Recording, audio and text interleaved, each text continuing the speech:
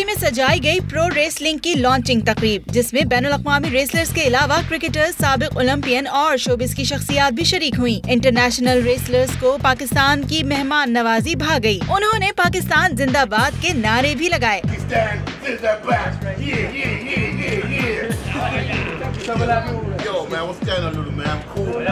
तकरीब में खेल से आगाही के लिए हाजरीन को बड़ी स्क्रीन पर रेसलिंग की झलकियां दिखाई गयीं। प्रो रेसलिंग के किंग बादशाह खान ने प्रेस कॉन्फ्रेंस में कहा कि पाकिस्तानी भी रेसलिंग के दिलचस्प मुकाबलों के लिए तैयार हो जाएं। पूरी दुनिया से हम लड़के ला रहे हैं, पूरी दुनिया के ला रहे हैं। 20 से 25 कंट्रीज के रेसलर्स होंगे, दिखाने के लिए कि पाकिस्तान एक पीसफुल कंट्री है और इंशाअल्लाह ताला हम इधर झंडा गाड़ देंगे। बैनुल-अक़वामी रेसलर्स टाइनी आयरन ने कहा कि उन्हें पाकिस्तान में सिक्योरिटी का कोई मसला नहीं। Pakistan, I mean, all the rumors, all the media that's been misleading everybody about this place is totally wrong.